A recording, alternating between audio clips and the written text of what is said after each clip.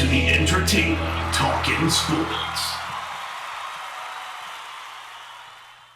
What is going on, football fans? Back at it with another New York Giants video, and one video you guys have been asking me to do now for a couple of days, whether it's on Twitter, whether it's on YouTube, is a video on the Yannick Ngakoue situation. Of course, there are multiple rumors out there of where Ngakoue is going to go, and I don't read into any of them, to be completely honest with you. They're rumors. It's not news, but it's fun to talk about. It's fun to speculate about.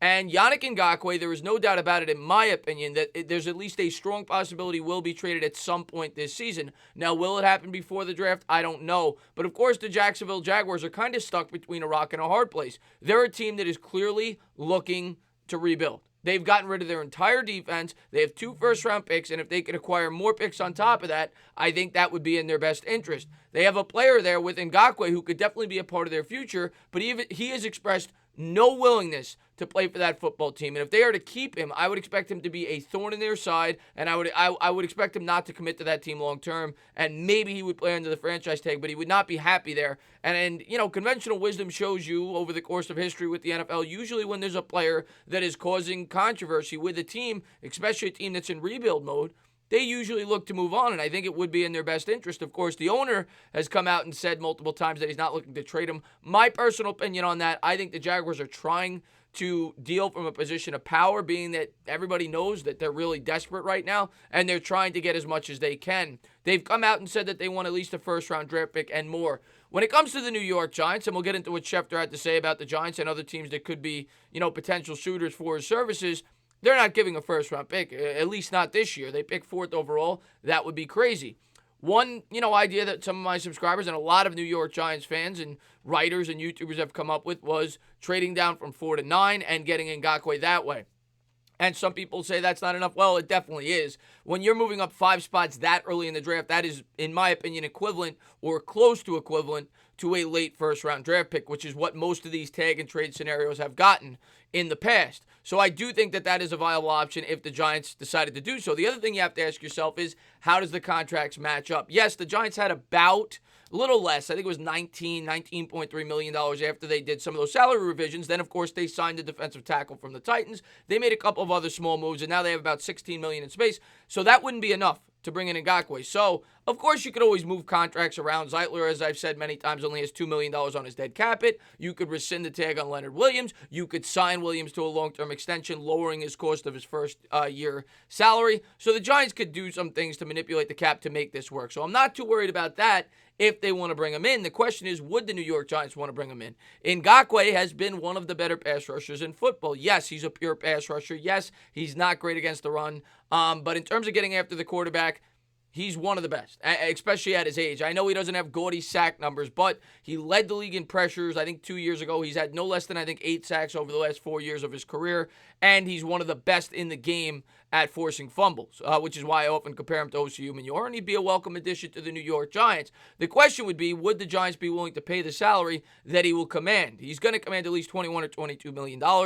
He's not happy of what he's getting paid now, and I think it's $19 million on the franchise tag, and he would want at least $21 or $22 million, and it could even be more based off of next year's market. And that, to me, has always been the speed bump with the New York Giants. The Giants, of course, reportedly had interest in Ngakoue. Reports had come out. They had interest in him before the price tag and what they thought he would command on the open market. But the Giants, according to Schefter, are at least one of the teams that are definitely potential suitors for his services. But I'm going to jump into some of the quotes regarding Schefter and the New York Giants. First, I wanted to pull up this quote from Yannick, basically expressing where he wants to play, the type of culture that he'd want to play. And I guess it's up to you guys to decide whether or not that sounds like the New York Giants.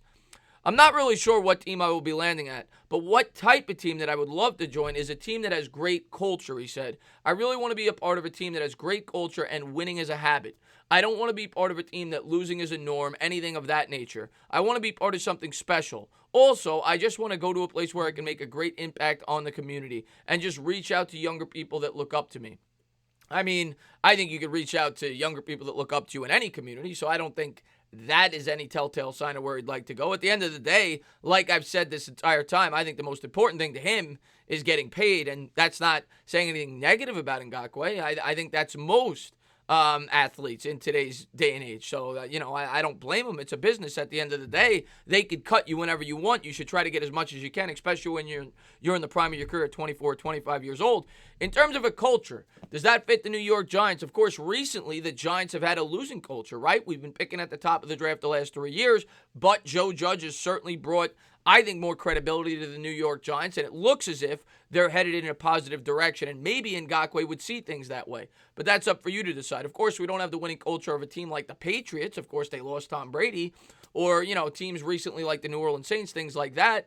But, that's up for you to decide. Would he view the Giants as an attractive culture? I personally think he might. It's a young, emerging team with cap space, and he would be one of the leaders of that defense and definitely would fill a need that the New York Giants desperately need filled. Now, these are some of the quotes that came out of the mouth of Adam Schefter regarding the whole situation with Ngakoue and some of the more, probable landing spots. Now, in the end, I would guess that they do trade him because I think they have to. I think that's the best thing for everybody involved. I don't think they want the headache on their hands. I think the owner will see that eventually. And to me, that only makes common sense. You've traded away Jalen Ramsey. You've traded away your entire defense. You traded away Boye. You have no corners. Darius, they got to start from scratch, and you got a player there that does not want to be there, and he could get a lot of draft capital, being that he's only 25 years old. Now the question is, where does he go, right? So when you look at the teams that, to me, would be in the pass rusher market, I think you look at them like this, in no particular order, maybe from the top of the draft down. You look at the Giants, you look at the Browns, you look at the Raiders, you look at the Eagles, and you look at the Seahawks. Now, of those 5 teams, in my opinion, the most probable landing spot, salary cap implications aside, I would guess would be the Seahawks. The Seahawks, to me, are a team that is in win-now mode. They could certainly use a pass rusher. They still haven't signed Clowney. We'll have to wait and see how that pans out. But I do think a team that's going to trade assets would be a team that thinks they could contend for a Super Bowl day one.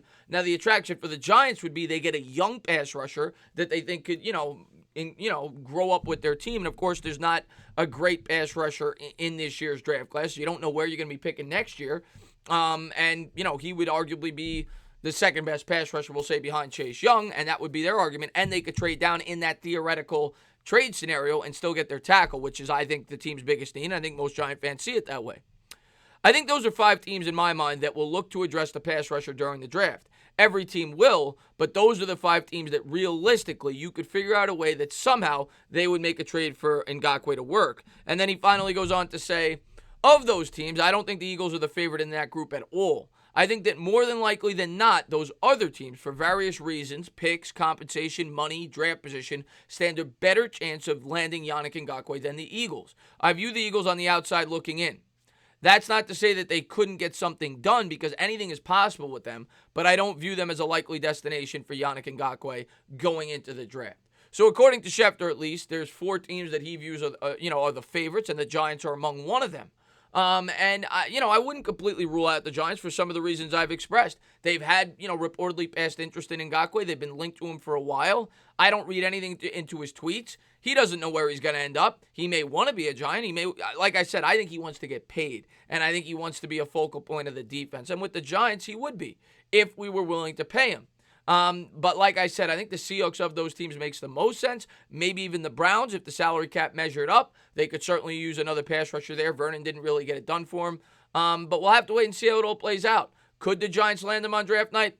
Absolutely. Do I think there's still, it kind of kills 2 birds with 1 stone if you're willing to pay him, because you trade down, which is what I think most Giant fans want. Now, of course, we want to get more assets in that trade down to 9 scenario, which you wouldn't get. You'd be giving up the 4th, you'd be getting the 9th, but you get your edge rusher, which essentially would be the 20th pick in the 9 and 20 scenario. That's what essentially Ngakoue would be, and you'd still get your offensive lineman. The difference being you'd have to pay Yannick Ngakoue $20 million a year as opposed to $2 or $3 million a year for a rookie pass rusher with a guy like Kayvon Chase on if he was theoretically at pick number 20.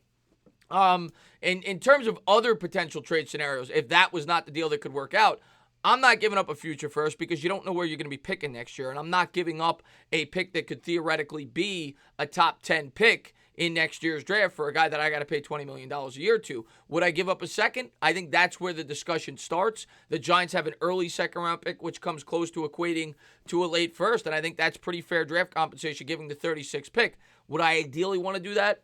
Probably not. I personally want to build through the draft. I want to get younger. But if there was one player that makes sense because of his age and it would fill a need, Ngakoue is that guy.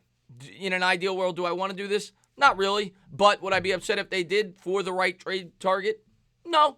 He's young and he'd fill a void and he'd be here hopefully for the next 4 or 5 years and would make an impact for the New York Giants. At the end of the day, do I think it will happen? Probably not. Do I think Ngakoue will be traded? Yes. And the sooner the Jaguars do it, the better. The longer you wait, the less you get. If history shows you anything, you go back, you look at the Texans last year. They waited, long after the other teams did when they traded Dee Ford and Frank Clark, and the Texans only got a third-round pick for Jadeveon Clowney. So the sooner the Jaguars do this, the better. The less they will get as teams realize they're getting more and more desperate before the season starts if they're looking to make a trade.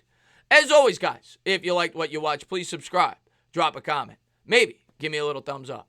Cheers.